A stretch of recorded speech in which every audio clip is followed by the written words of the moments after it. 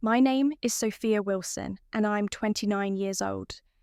And as I turned onto the two-lane road that led to my childhood home, I realised I hadn't been back in 5 years, not for holidays, not for birthdays, not even for funerals.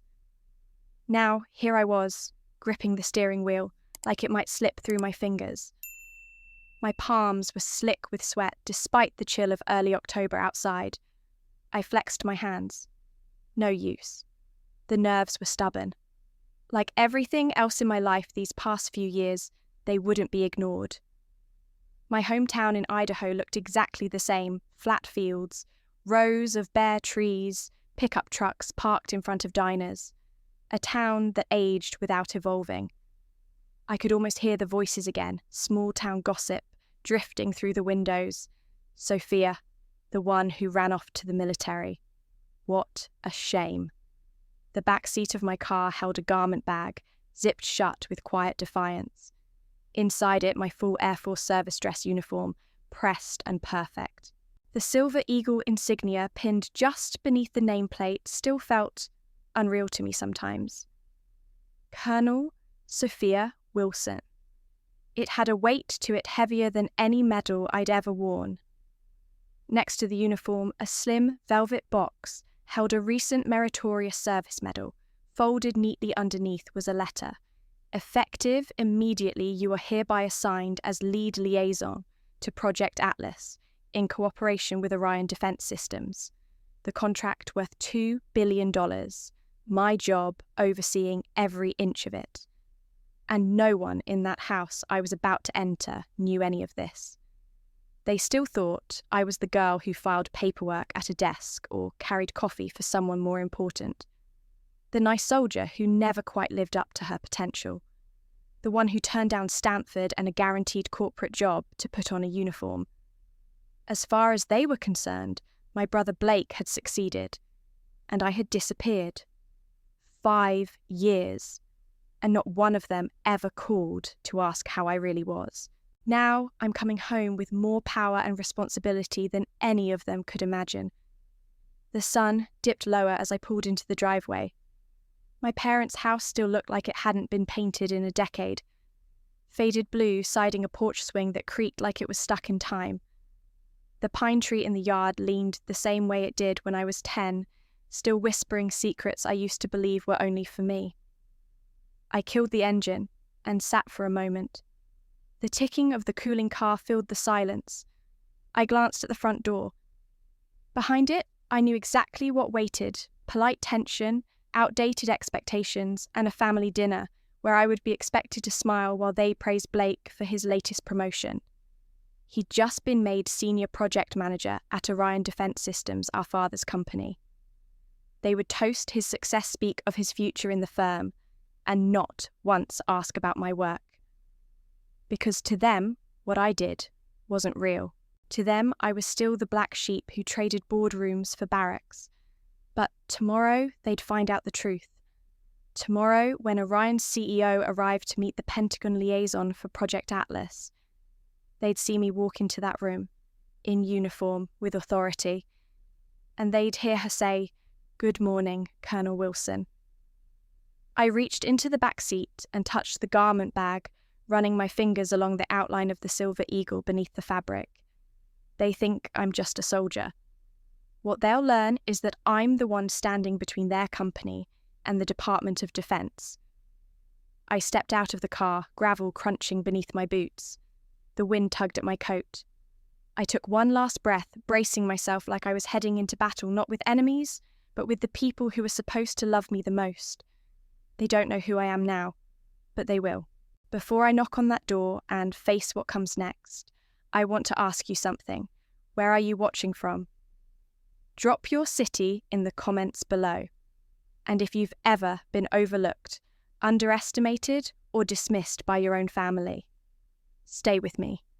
Because of this story is for you.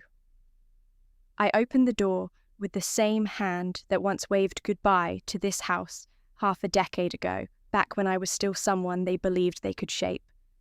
The hinges creaked like a memory trying to hold itself together.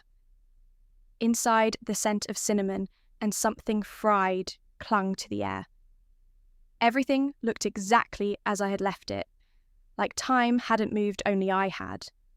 The same worn beige carpet, the same faded wallpaper with little blue flowers curling at the edges. The same clock was ticking just slightly out of rhythm in the hallway. The living room greeted me like a paused memory, Dad's old recliner positioned in its rightful corner, a small dent in the cushion where his presence had imprinted over the years.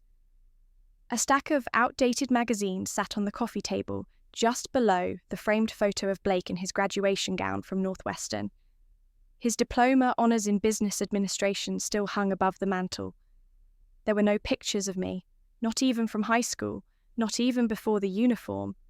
Erased, not out of anger, just out of convenience. "Look, who finally decided to show up," came my mother's voice from the kitchen, casual, sharp, and coated in thin politeness, like a doily that covered something rotting underneath. She didn't come out to greet me. She never did. I stepped into the hallway, my boots muted on the threadbare rug, and peeked into the kitchen. She was stirring something on the stove, her back to me, like she was narrating a podcast to a room that didn't get a mic. "Your brother just got promoted," she continued, like I hadn't been gone. "Senior project manager for that big defense contract. They're calling it Project Atlas or something. Your dad says it's a game changer for Orion." Her voice lifted with pride, the kind of lift a mother usually reserves for weddings or Nobel Prizes. I gave a small nod. "That's great," I said. It tasted like ash on my tongue. She turned just enough to catch my eye and added, "Hope you don't mind sitting in the folding chair. We weren't sure if you'd make it." The tone was light. The message wasn't. I moved toward the dining room where the table was already set for 6. 4 matching cushioned chairs lined each side of the table. One black leather seat, my father's throne, anchored the head. And in the corner, slightly off to the side like a last-minute addition, sat a collapsible wooden chair with a slight crack in the backrest. My seat, it creaked when I pulled it out, like even the furniture recognised the imbalance. I wasn't just out of place. It was unnecessary, optional, forgotten by design. Dad walked in just as I sat down, phone in hand, tapping out something that looked urgent, but probably wasn't. He barely looked up. "You made it," he said flatly, like I'd returned from a weekend trip instead of 5 years of silent sacrifice and service. Blake followed close behind his wife Megan on his arm. They were dressed like they'd stepped out of a campaign ad, polished, confident, effortlessly important. Megan kissed my mother's cheek and handed her a bottle of wine. "Something bold," she said with a wink. "For the celebration." Perfect timing, my mum beamed already halfway through pouring. "Blake, tell your sister about the project. He was handpicked by the VP, isn't that right?" He didn't even glance at me when he started talking. "Yeah, Shannon Travis, CEO herself, thought I had the right instincts. Big picture thinking. They said we need someone who can see the strategy beyond the specs." The irony nearly made me choke on my own breath. Strategy beyond the specs was literally my job. Megan added, "It's an enormous contract. Military cybersecurity and infrastructure. $2 billion. He's overseeing the entire development phase." My father finally looked up. "You should have seen the room when he pitched. Executives were nodding like bobbleheads. I told him years ago, if you want to go far, go where the real work is done. The boardroom, not the battlefield." The word battlefield landed between my ribs like a quiet bullet. Blake turned to me finally, acknowledging I existed. "So, what are you up to these days? Still in the Air Force, right?" I nodded. "Yeah. Still there, huh?" he said, smirking. "You know, we've got openings for private security. Pays pretty well. Might be a good fit uniform and all." He grinned like he'd told a joke. Megan giggled and took a sip of wine. My mother didn't even blink. My jaw tightened, but I smiled. Appreciate the offer. Let them laugh. Let them believe I'm here to borrow space at the table. They have no idea I'm the one who owns the blueprint they're all betting their futures on. Dinner was served. Roast beef, mashed potatoes, overcooked carrots that somehow tasted exactly like guilt. Conversation flowed in every direction except toward me. Dad talked about golf. Blake recapped a client dinner with government reps he made up names for 2 of them. Megan talked about remodelling their kitchen. My mother showed Blake a real estate listing for lakefront property. Not one question about my life, my career, my service, my rank. To them, I had paused, and Blake had pressed play. I excused myself halfway through dessert and wandered into the living room. I stood in front of the fireplace staring at Blake's smiling photo again. I had one just like it. Different school, different honours, different uniform, but no frame, no place on the wall. I took a deep breath, grounding myself. Because tomorrow, in a high-rise conference room, less than 15 minutes from here, everything would look different. Because tomorrow, the woman on the folding chair would be the one whose approval everyone in that room needed. And when the CEO of Orion Defence Systems looked me in the eye and said, "Colonel Wilson, we're honoured to have you here," that's when they'd see it, all of it. The uniform, the medals, the weight of the eagle on my chest, the power they never knew I held, and the voice they never let speak. But not tonight. Tonight they laughed. Blake's going places. Dad said, his fork tapping the edge of his plate. The way Shannon trusts him to lead that defence contract, I wouldn't be surprised if he's on the executive board in 5 years. Megan leaned in, brushing imaginary lint off Blake's shoulder. They said he's a natural.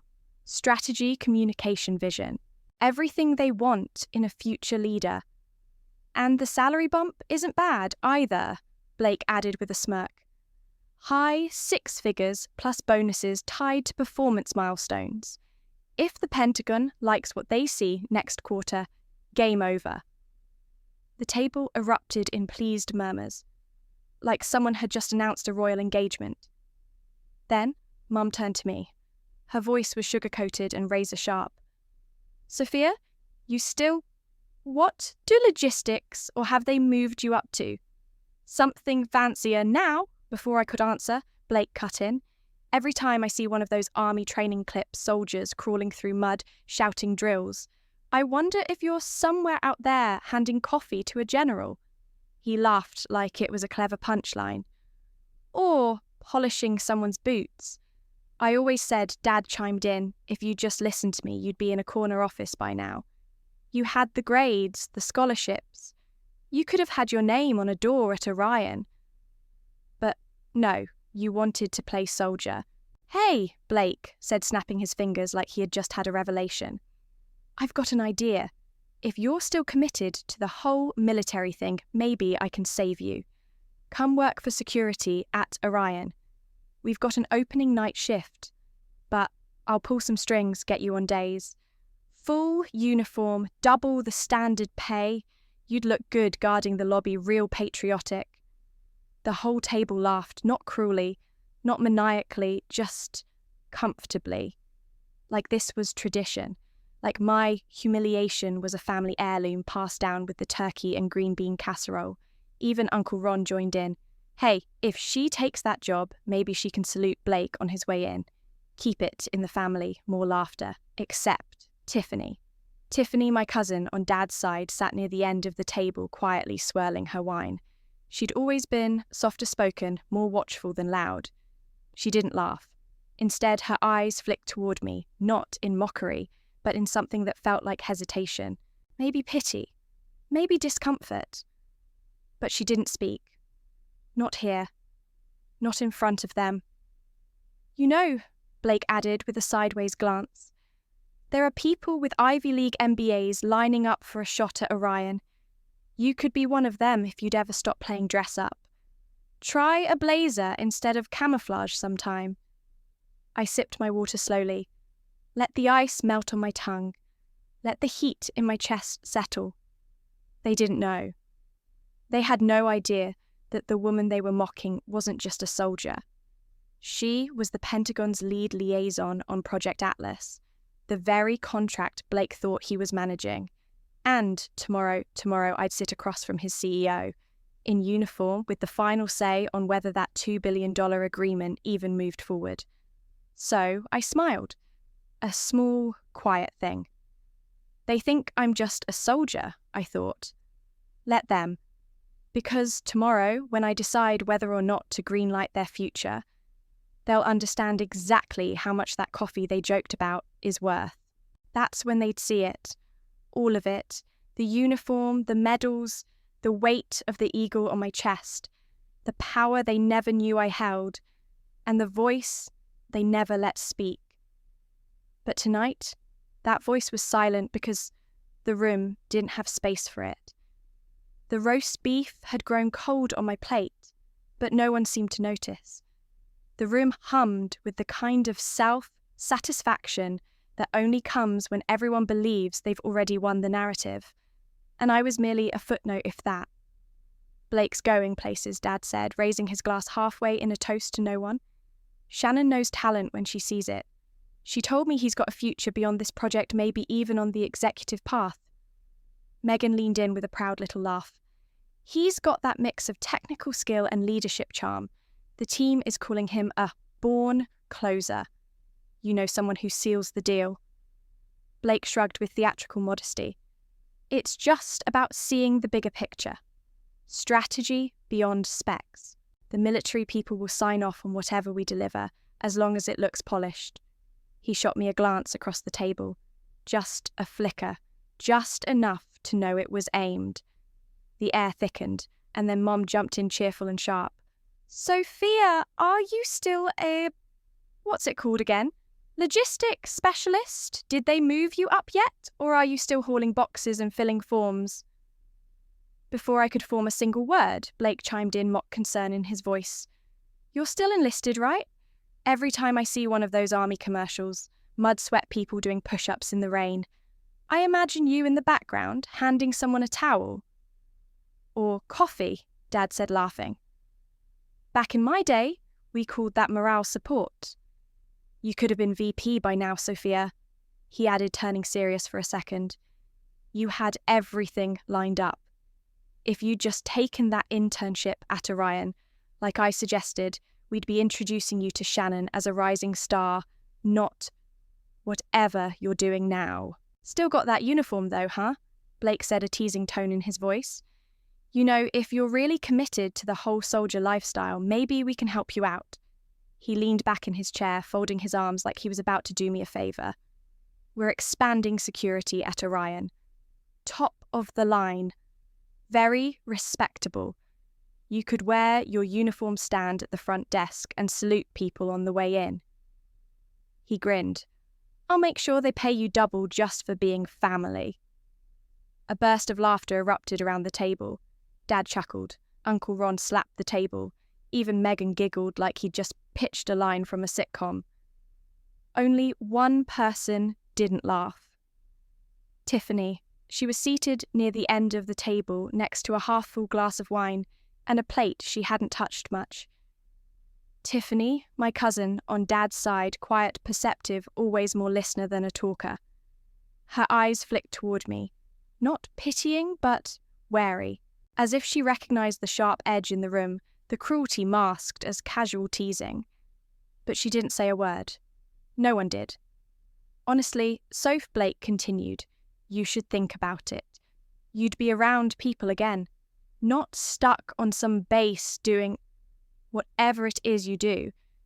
And there's something kind of badass about guarding the building your brother helps run. The smile I gave him was polite, controlled. I could have ended the charade right then.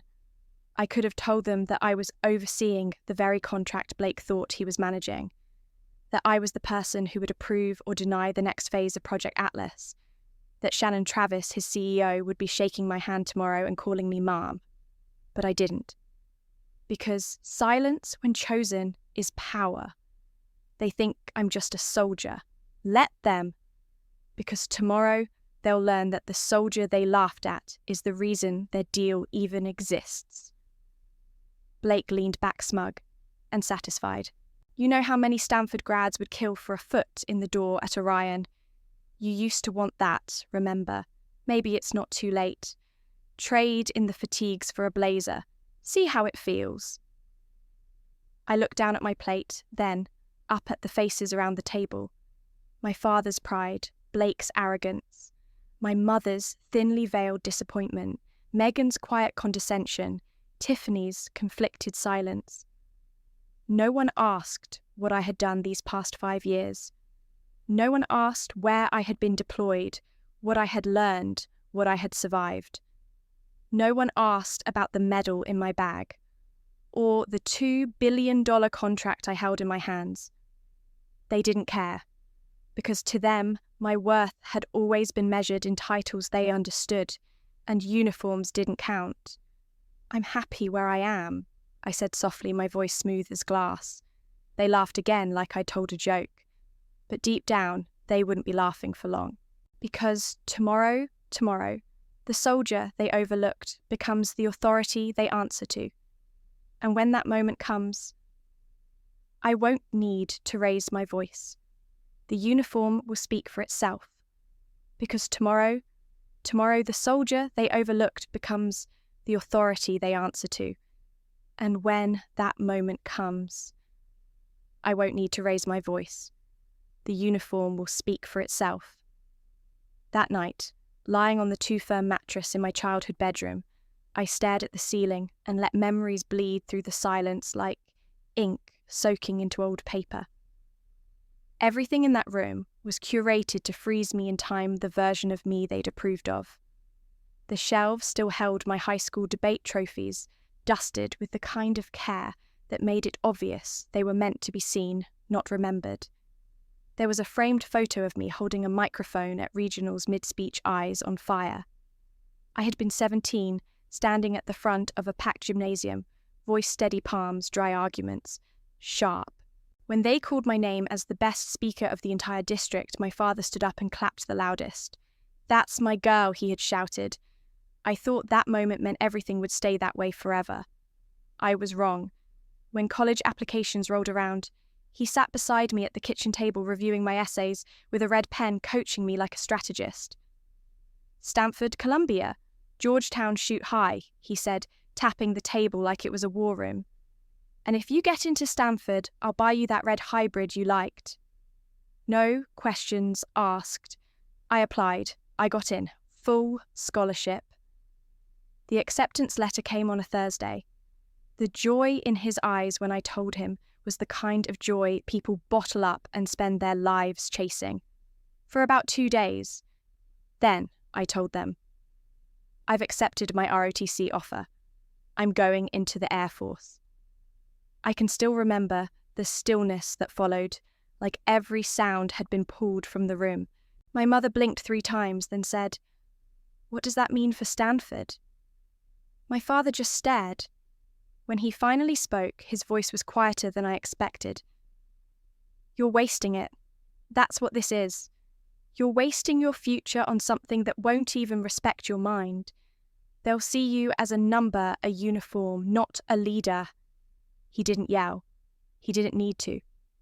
The disappointment in his silence was louder than any slammed door. And he was right about one thing: they didn't see me as a leader, not at first. But I didn't go into the military to be seen. I went to become something I couldn't become here. And over the years, they did start to see me. The Pentagon, my commanders, my teams. They didn't care where I came from or what name was on my diploma. They cared about what I could do. And I did it well. Still, it hurt when my parents didn't show up to my commissioning ceremony. It was in Texas, and I had sent invitations months in advance. My best friend Amanda flew out from New York just to be there.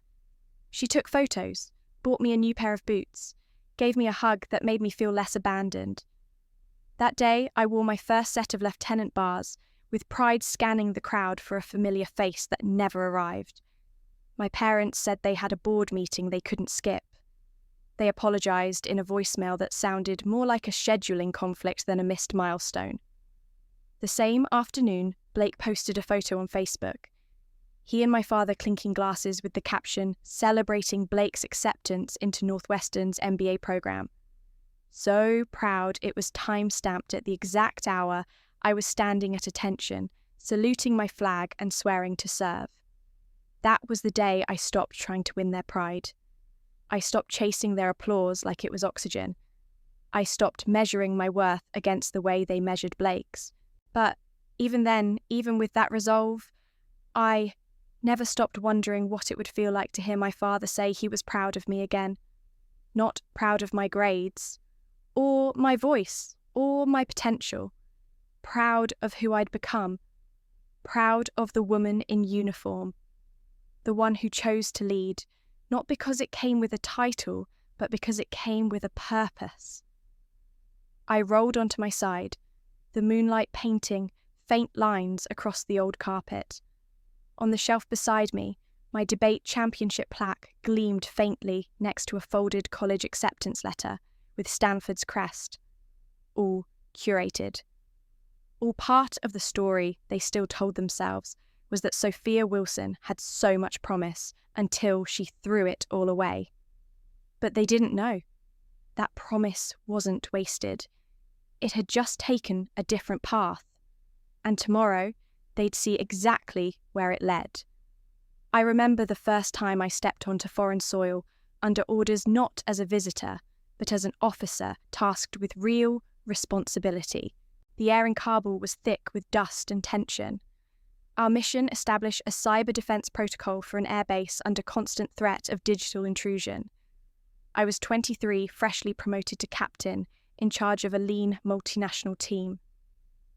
My hand shook only once when I realised bullets in the courtyard were less concerning than bits and packets on the server. But the team needed steadiness, not hesitation. I whispered, "Let's get to work," and we did. 10 hours later, we had narrowed the vulnerability to a single firewall exploit. I stayed with it through the night. By dawn, the breach was closed. We saved critical intelligence. My mentor told me I had the eyes of a tiger and the cool of ice. It was the first time someone believed that, even if my family never asked.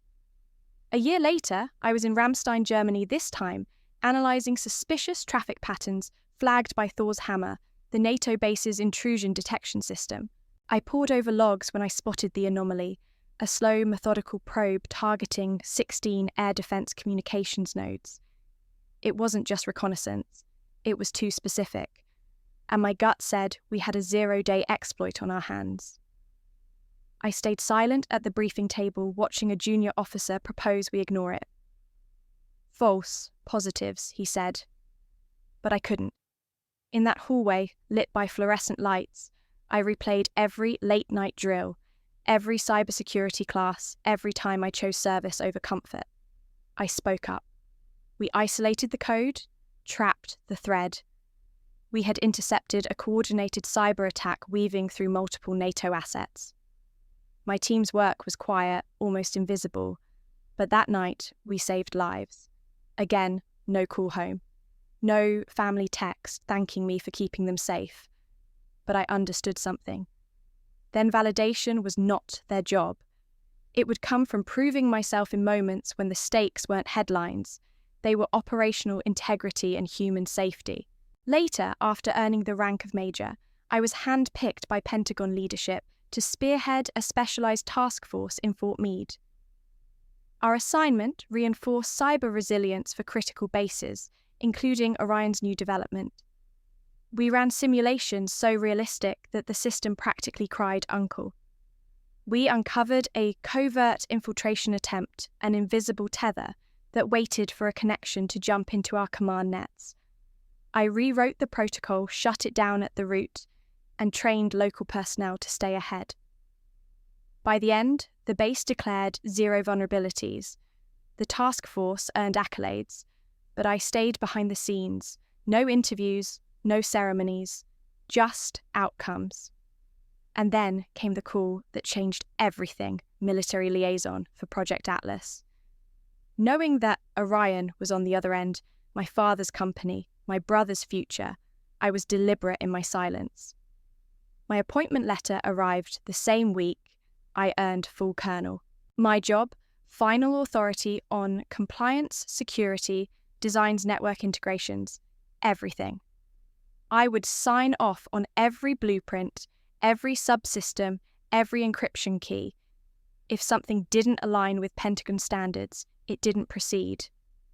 In the briefings leading up to the conference, I combed through stacks of documents and contracts.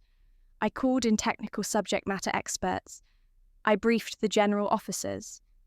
Every recommendation I made carried weight in the Pentagon. Every correction I suggested reshaped elements of Orion's system, and no one in my family knew. At first glance, I was a liaison and interdepartmental bureaucrat. But behind closed doors, I held the strings of a $2 billion contract power, enough to pivot their entire vision. They didn't know I existed because I chose not to disrupt their illusion. It was my design that would reveal the truth to them without saying a word. The uniform would speak volumes. I've walked into briefing rooms before with generals, with diplomats, but tomorrow morning I'll walk into one wearing service dress, full insignia eagle gleaming, and sit at the head of a table that expects me to be invisible. I won't be. I'll be listening, evaluating, and steering. Because for every cyber threat that matters in this project, I'll be the one who decides if it's secure enough. They still think I'm playing soldier, but I'm the one building the battlefield's backbone. The next morning, I stood in front of Orion Defense Systems headquarters in DC, a sleek glass monolith that seemed to rise with self-importance from the grey sidewalk. The air was cool and crisp, the sun just barely peeking over the skyline. My boots clicked with precision against the polished concrete as I walked through the revolving doors. Every movement calculated, every breath steady. I was in full service dress midnight. Blue jacket, pressed sharp ribbons aligned with surgical precision, silver eagle insignia gleaming against my chest. The nameplate read Kolshen Sophia Wilson, and the moment that door clicked behind me, I ceased to be Blake's sister or that girl who left town. I was the highest-ranking liaison the Pentagon had ever assigned to this project. The front desk security guard, young, early 20s, probably a veteran himself, snapped to attention the moment he saw me. "Colonel Wilson, ma'am," he said with a mix of surprise and respect. "You're expected in the boardroom. Let me escort you." "Thank you," I nodded, voice calm but firm. We passed through the lobby, and I could feel the quiet shift in the room.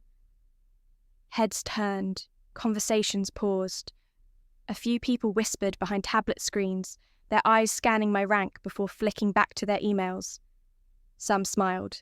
Some blinked like they weren't sure if I was real, but no one questioned why I was there. The elevator ride was silent except for the hum of the floors ticking past. I watched my reflection in the mirrored doors, still me, but more. Not just the girl who made a different choice. The woman who lived it, owned it, became it. When the doors opened on the executive floor, the guard gave a small nod. They're waiting inside, Colonel. I walked alone down the carpeted hall, the kind you only find in places that host power, and pretend it doesn't creak beneath the weight. The boardroom door loomed ahead, frosted glass, with the Orion logo etched dead center. I opened it without knocking. Inside, everything stilled. My father sat at the far end of the long conference table, a binder open in front of him, pen frozen mid-air. Blake stood near the projection screen, mid-sentence presentation clicker in hand, mouth parted like a pause had caught him by surprise. Megan was off to the side next to Shannon Travis, the CEO whose brow furrowed for a half second before her eyes met mine and widened in recognition. No one spoke. For a moment, it felt like the oxygen had been siphoned from the room. I took a few steps forward, deliberate, unhurried, then spoke evenly. "Good morning. I'm Colonel Sophia Wilson. I'm here for the Atlas Project Review meeting." Blake's jaw dropped. My father's pen clinked against the table. Megan blinked once, then again, trying to process what stood in front of her. Only Shannon moved. She stood quickly, a smile growing wide with sudden clarity and something bordering on relief. "Colonel Wilson," she said, walking round the table to shake my hand. "We're honoured to have you here in person." Her grip was firm, her tone carried weight, and that moment rewrote everything. Because now, in the room where deals were made and futures were inked in stone, I wasn't Blake's sister. I was the Pentagon's final voice. I turned, slightly facing the table. Blake had yet to move, still holding the clicker like it might protect him, still standing like he wasn't sure the ground beneath him was real anymore. My father's eyes darted between my insignia and my face, as though trying to reconcile a memory with a headline. He opened his mouth, then closed it. "I believe you were presenting," I said, nodding toward the screen. "Please, continue." My voice was measured, but it held the gravity of authority. I didn't need to raise it. The uniform had already spoken. They had laughed 12 hours ago, joked about lobby security and coffee runs, called me a loyal footnote, a quiet disappointment. Now they couldn't look away. The silence was thick, not from disrespect, from realization. I took my seat at the table at the centre where the decision-makers sat, not the folding chair, not the sidelines, the centre. And as I laid out my briefing folder, I could feel the shift. From that girl who left to the woman who just walked into the room and changed it. This wasn't revenge. This was a revelation. And it had only just begun. Shannon Travis, CEO of Orion Defense Systems, rose from her seat almost instinctively when she saw me. Her sharp grey blazer was unbuttoned at the collar, a signal of confidence more than formality, but her eyes sharpened with recognition the moment they landed on my insignia. "Colonel Sophia Wilson," she said, with something bordering admiration. "What an honour. I didn't expect you in person." I returned the sentiment with a calm nod. I find showing up in person changes the temperature of a room, and this one felt overdue. There was a chuckle, somewhere nervous, unsure. Blake didn't move. My father cleared his throat like he was about to say something, but thought better of it. I sat down slowly, laying my folder beside me with the kind of care that only comes when you know what you hold carries more than paper. Shannon gestured for Blake to resume. Mr. Wilson was just walking us through the Atlas project's second phase implementation. Blake. His voice, once polished and filled with performative ease, now came out clipped. Yes. As I was saying, the goal is to streamline cross-platform communication using our proprietary encryption shell. This will allow seamless uplink between regional systems and... Excuse me? I interjected, not unkindly, but with the tone of someone who had done this 1,000 times. I flipped open to page 11 in the binder. Your encryption shell is built on a legacy hash function that's been deprecated by the DoD since Q2 of last year. It's vulnerable to frequency-based brute attacks. The Pentagon won't greenlight anything built on it. He blinked. We've mitigated that risk in testing. I tilted my head slightly. Your testing included a simulated breach window of under 15 seconds.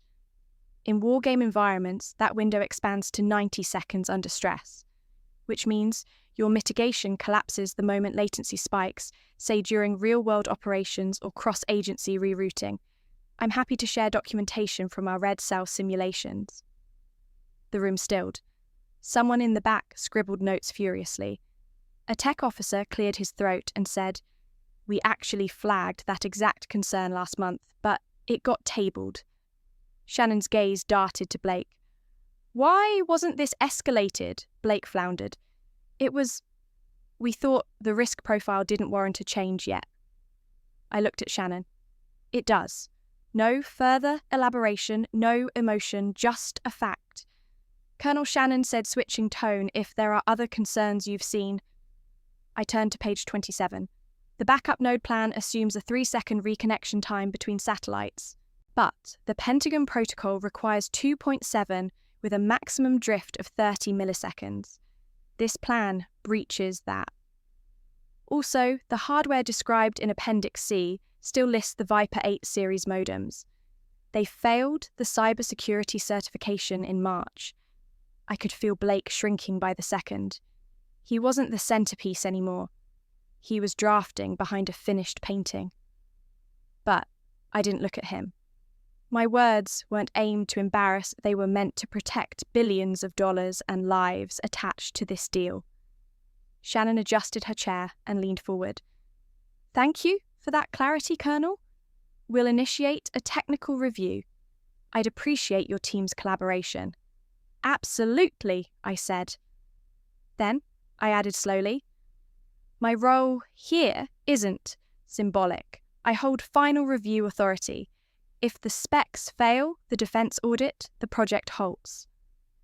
The message wasn't just for Shannon, it was for everyone in that room, especially the 2 men sitting nearest the projector, especially the one still gripping the clicker like it was the last thread of control he had. The next 10 minutes were a blur of notes, murmurs, and reshuffled strategies, but I barely noticed them. I felt the shift not in volume but in gravity. Eyes weren't flicking to Blake anymore for direction. They were watching me, listening, respecting not just the insignia, but the certainty with which I moved. Finally, Shannon stood again. Colonel Wilson, if you're available after the session, I'd love to discuss the upcoming cybersecurity audit. I nodded. Of course. She turned to the room. That concludes this segment. Thank you all. As chairs scraped back and people began to move, my father stood slowly. He hadn't said a word the entire time. Now his voice was faint. You really know this stuff? I met his gaze. Not cold, not triumphant. Just clear. Yes, I do. Blake lingered a moment longer. His face had changed not with anger or confusion, with a dawning awareness of something he couldn't joke away. He opened his mouth, then shut it. For once, he didn't have a line. I gathered my papers calmly, feeling his eyes still on me. He wasn't looking at the sister who used to serve Thanksgiving rolls. He was looking at a stranger in uniform who had rewritten the room's power map without raising her voice. Tiffany passed by me on her way out. She didn't say much, just paused, gave a half smile and whispered, "Told them you weren't just visiting." Then she walked out, and for the first time that day, I allowed myself a breath that didn't feel like armor, because the uniform had spoken, and no one dared speak over it. The room had thinned, executives murmuring near the door, a few assistants exchanging notes, Shannon reviewing something on her tablet, but the silence around my father was different. He hadn't moved. His fingers still gripped the edge of the table like he needed something solid to hold on to. Blake had stepped back from the screen. No longer the center of the stage, his expression caught somewhere between confusion and recognition. Shannon looked from me to my father, and then to Blake. "Albert," she said, her voice carefully, "even Colonel Wilson is your daughter." My father didn't answer, not right away. His mouth opened slightly as if his mind was trying to assemble the right combination of words, but nothing came. "She's the lead Pentagon liaison," Shannon continued, eyebrows lifted. "The final authority on Atlas. Why wasn't that ever mentioned?" He blinked. "I didn't." He stopped, cleared his throat. "She never said..." His voice trailed off into an inaudible shrug. The moment stretched awkward and unprotected. Shannon turned to me waiting, expecting something, an explanation, a reveal, maybe even a jab. But I didn't raise my voice. I didn't grandstand. I simply said I didn't come here to surprise anyone. I came because this project is my responsibility, and because I am the one with final operational authority on every phase of Atlas. My voice didn't waver. It didn't need volume. It had weight. Across the room, someone exhaled audibly. Shannon nodded slowly, a touch of something unreadable in her gaze. Understood.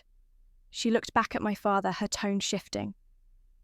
Albert, you've spoken passionately about this contract in every board meeting for the past 6 months, about the importance of leadership clarity and direction. And yet, she let the silence finish the sentence for her. My father's jaw tightened. I could almost see the flicker of old instincts behind his eyes, strategy, control, projection. But none of those weapons worked here. Not anymore. We weren't aware, he finally said. I wasn't aware of her level of involvement. I smiled just enough to be visible, but not enough to be interpreted. That tends to happen when involvement is mistaken for absence. Shannon folded her arms. Blake, did you know your sister was overseeing Atlas from the Pentagon? Blake looked like a man trying to solve a math equation with half the numbers missing. No, he said. I had no idea. Interesting, Shannon said quietly, and I knew she was filing it away. In the corporate world, silence was sometimes more dangerous than deception. A withheld truth wasn't just inconvenient, it was a liability. And they were starting to realize that what they hadn't known about me might cost them more than embarrassment. It might cost them control. One of the technical leads John I remembered from the personnel briefs stepped forward hesitantly. Colonel, if I may, your notes earlier about the satellite handoff latency? That was the cleanest takedown I've seen on that issue. Would you be open to a side session this week? Our team could use your insight on Phase 3. I nodded, happy to. That's part of the role. And just like that, the shift solidified. I wasn't a visitor, I was a pivot point, a reference, a decision maker. I caught a glimpse of Megan lingering near the hallway, her hand on Blake's arm as if steadying him from a fall he hadn't expected. Her smile, if you could call it that, had faded into something neutral. Not hostile, but stunned, uncertain. Tiffany passed by the doorway again, her coat folded over one arm. She paused, met my gaze, and gave the smallest nod, an acknowledgement, not applause. And that somehow meant more than the dozen hollow compliments I'd once craved. We'll reconvene next Tuesday, Shannon said, collecting her materials. And, Colonel, thank you for showing up. In every sense. Of course, I replied, standing. As I tucked my folder under one arm and prepared to exit, my father spoke again, this time more quietly, more human. Sophia. I turned slightly. Yes. He hesitated, then almost too soft to catch. We'll talk. I held his gaze for just a moment. Maybe. But I'm not here for conversations. I'm here to make sure this project doesn't fail. His nod was short, empty. A man who had built his authority on being the one in the room everyone deferred to, now watching his daughter walk out, with that power stitched to her chest. I left the room without looking back. Because sometimes the clearest message doesn't come from shouting. It comes from stepping into the place they said you didn't belong and filling it completely. I had barely made it past the third-floor elevator bank when an assistant in a navy pencil skirt approached me, clipboard pressed tightly to her chest. Colonel Wilson, she said, voice tentative but urgent. Mr. Albert Wilson has requested a private meeting in his executive suite. Your mother and brother are there as well. I paused, met her gaze. Now? She nodded. They're waiting. I gave a slight nod more to myself than her, then followed the quiet click of her heels down the corridor. It was the same wing I'd visited as a child back when I used to draw blueprints on napkins and ask my father how buildings didn't fall over. The hallway seemed narrower now, suffocating in its beige perfection. The assistant opened the door to a sleek glass room, 2 walls of floor-to-ceiling windows, the rest matte oak and steel. My father sat behind a desk too wide for conversation. My mother was perched on the corner of a leather sofa, legs crossed tightly, fingers wrapped around a teacup she hadn't touched. Blake stood by the far window, hands in his pockets, back stiff as stone. The door clicked shut behind me. For a moment, no one spoke. Then, my father broke the silence. Why didn't you tell us his voice wasn't angry, just stunned, like he was still catching up to the version of me that had walked into that boardroom? I looked at him, at the grey in his temples that hadn't been there the last time we made eye contact without tension. I did, I said, my voice calm. I wrote, I invited, I left voicemails, commissioning, deployments, promotions. I reached out more times than I can count. My mother's eyes narrowed, slightly skeptical. I turned to her. You RSVP'd no to my Lieutenant pinning, said it conflicted with Blake's graduation. I understood. Then, the next year, it was the company gala. Then, a board retreat. And after a while, I stopped expecting answers. I looked back at my father. You didn't forget. You just chose which version of me to believe. His jaw flexed, but he said nothing. My mother finally spoke softly. We didn't know how important it was to you. You didn't ask, I replied. Blake turned around, then arms still folded. You're the Pentagon's lead. The disbelief wasn't even subtle. I just nodded once. Yes, he blinked. You mean you're the final decision maker on Atlas? Yes, so you can kill the project. I met his eyes. I can, but I won't if it meets the standards. The mission matters more than the name on the blueprint. He looked like someone had unplugged his sense of certainty. You've known this whole time and you let us. He trailed off. Mock you, I offered. Belittle you, I let the silence answer for him.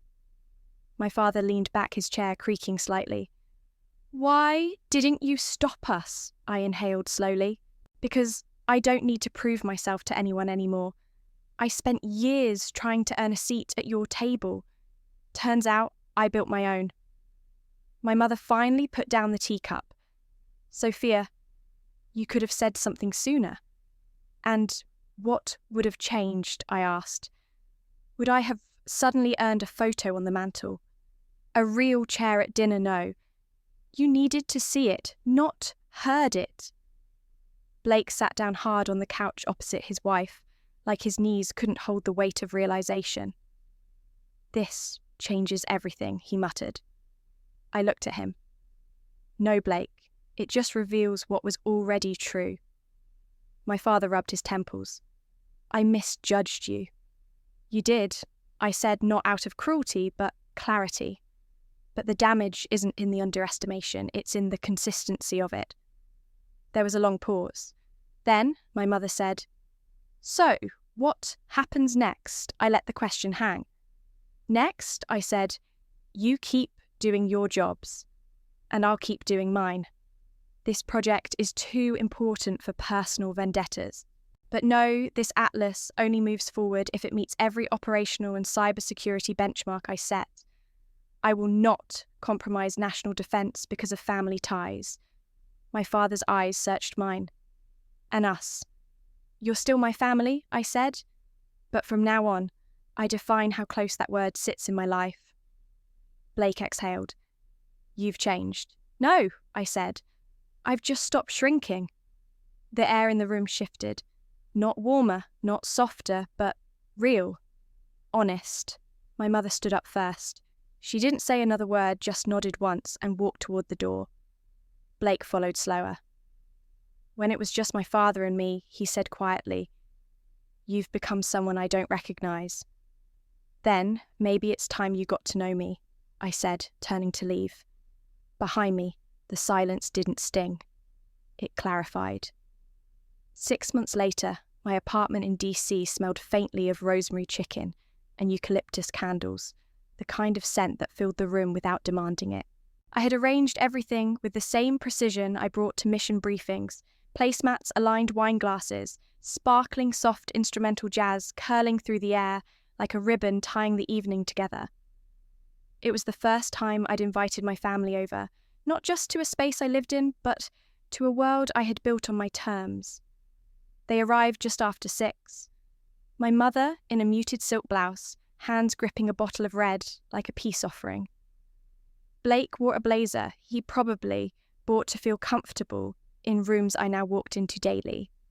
And my father carried something under his arm. When I opened the door, he held it out without a word. A framed copy of a newspaper clipping.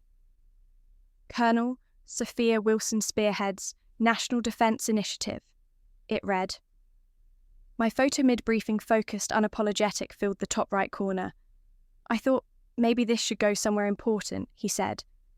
I took the frame, not with disbelief, with quiet recognition. Thank you. We sat. We ate.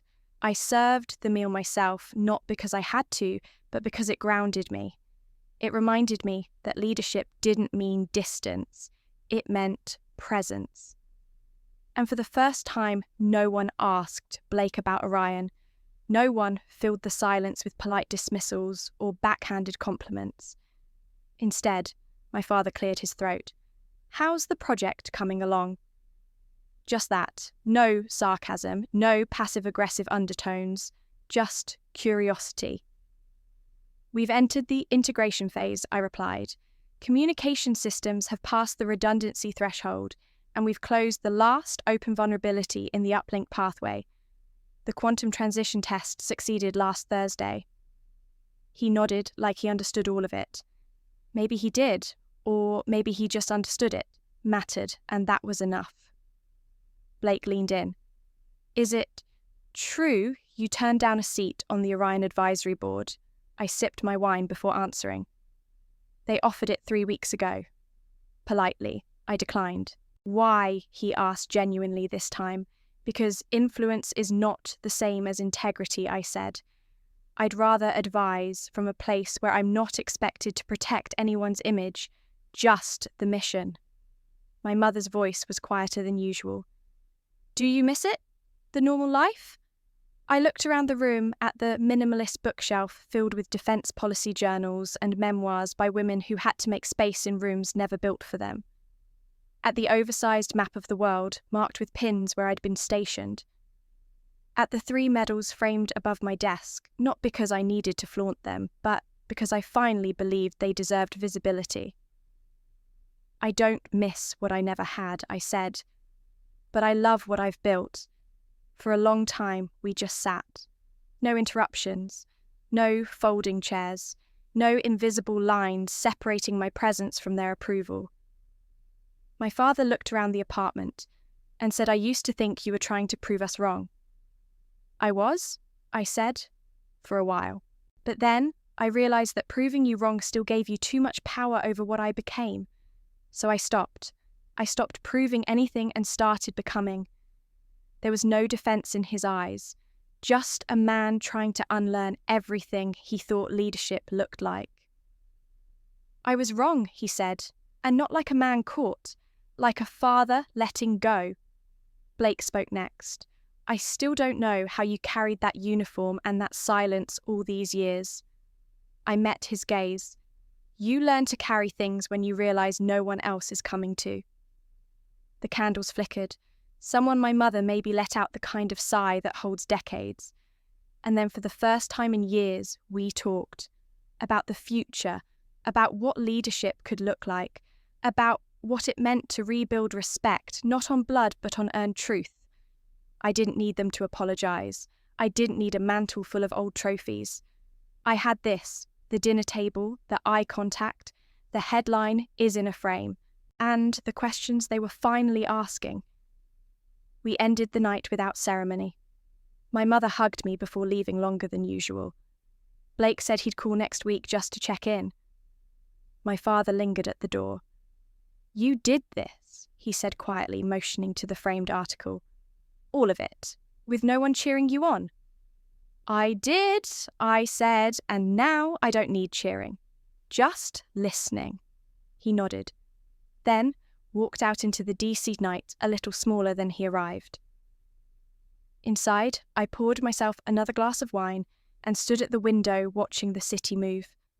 For once, the silence wasn't heavy. It was earned.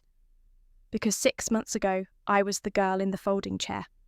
Now, I was the one they invited to see. My mother lingered in the hallway longer than anyone else. Her eyes roamed the photos I had finally dared to frame snapshots from deployments, plaques, commendations. For years, those images had lived in manila folders and base-issued lockers. Now, they had walls. She reached out fingers, brushing a photo from Kabul me in uniform, kneeling beside a little girl I'd taught to write her name in English. The moment froze her. You were there during the surge, she asked, almost whispering. I nodded. 3 rotations. Forward operations. Cybersecurity lead. We built countermeasures no one thought possible. Her shoulders dropped, not in shame, just in weight. The weight of not knowing. I thought you were behind a desk. I tilted my head gently. Sometimes I was, sometimes I wasn't. She stepped closer. You've done so many big things, Sophia, and I didn't know how to see them. Or you. I let her words land, then answered simply, I'm not here for anyone's understanding, Mum. I'm here to be seen, fully, not as a symbol, not as a failure, just as myself. The silence between us wasn't tense. It was sacred. Blake was pacing by the bookshelf now. His blazer-removed sleeves rolled up like he was trying to loosen something inside.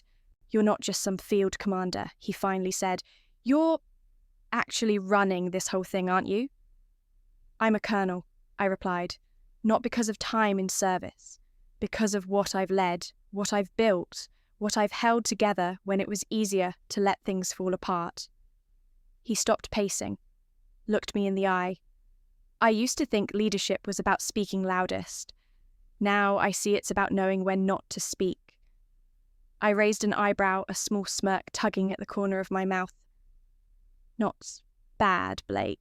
That almost sounded like humility. He grinned, but there was a softness in his laugh. I had a good teacher. I just didn't know she was in uniform. I walked back into the kitchen, the warm light spilling from the overhead pendant like a quiet beacon. My father stood there still near the table, holding the now-framed newspaper clipping like it might dissolve in his hands. They called you a strategic anchor of modern defence, he said, reading the headline aloud. Colonel Wilson spearheads national initiative. It's front-page news, and I missed it. You didn't miss it, I said. You just weren't looking. He set the frame gently on the mantel next to a photo of Blake's wedding. He didn't ask if it belonged there. He just placed it. I was wrong, he said quietly. Not just about the military, about you. I turned to face him, the air between us no longer thick with old debates. You were wrong, I agreed. But wrong doesn't mean unforgivable. It means you have to do the work now to see what you refuse to see, to listen when no one's talking, to notice what happens when I don't shrink to fit your idea of me. He nodded. You built something real. I did, I said, and it cost me. But I'd do it again. There was a pause. Then, almost imperceptibly, he asked, Do you need us to say sorry? I took a breath. No. I need you to show up. At that moment, Blake pulled out a chair. Let's sit. No more folding chairs. No more unasked questions. And so we did. The 4 of us. No hierarchy, no rankings, no scripts. Over dinner, we talked about systems and soldiers, about growing up and growing apart, about what it means to lead from a place that once felt like exile. My mother asked about Ramstein. Blake asked if I could help him actually understand the encryption protocols he'd pretended to know 6 months ago. My father listened more than he spoke. That alone was a beginning. Forgiveness, I've learned, doesn't have to come with absolution. It doesn't mean forgetting the nights I cried myself to sleep, in barracks a continent away, wondering why my parents hadn't returned my calls. It doesn't erase the commissioning ceremony I stood through, alone saluting a flag with no family in sight. But it does mean choosing peace without pretending there was never pain. It means looking across the table at people who once made you feel invisible and choosing to stay. Not for them, but for yourself. Because healing doesn't begin when others change. It begins the moment you stop needing them to. That's what healing really is, a shift in gravity. A moment when you stop orbiting someone else's expectations and begin living from your own center. Later that night, I found myself alone on the rooftop terrace of my apartment. The city stretched out before me in quiet motion. Lights flickered in high rises. Sirens wailed distantly.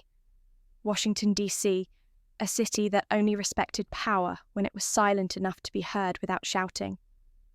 I stood with my hands in my coat pockets, the cold wind brushing my cheeks like a reminder that I was still here, still standing. Behind me, on a cushioned deck chair, lay my uniform, neatly folded, service ribbons aligned, silver eagle still gleaming. For years, that uniform was my armor, my proof, my shield against every dismissive glance and every empty chair. It was how I declared, without words, I matter. And now it was resting like it too could finally exhale. I stepped closer to the edge, looking out at the city I used to believe was built only for other people. Men in suits, legacies with last names that opened doors. But I had walked into those rooms. I had led them. I had rewritten what it meant to be in charge, not by becoming someone else, but by becoming entirely myself.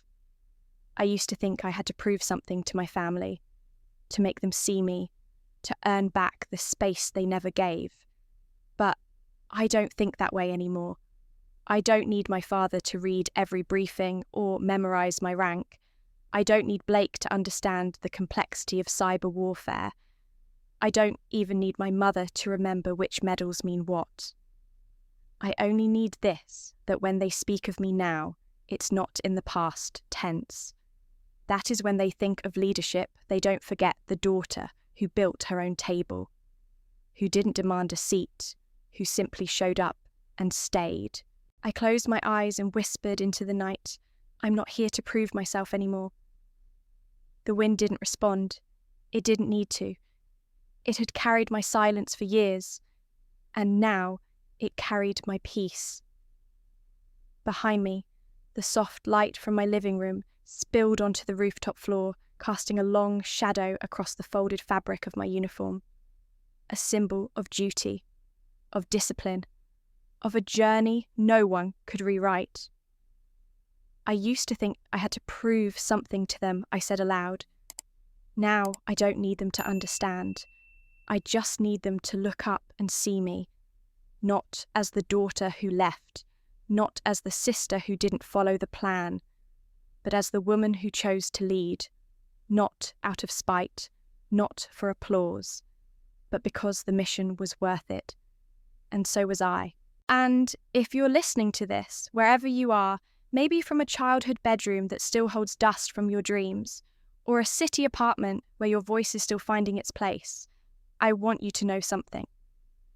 If your story feels invisible too, you're not alone. Drop your thoughts in the comments. Someone out there will hear you. And maybe, just maybe, they'll see themselves in you.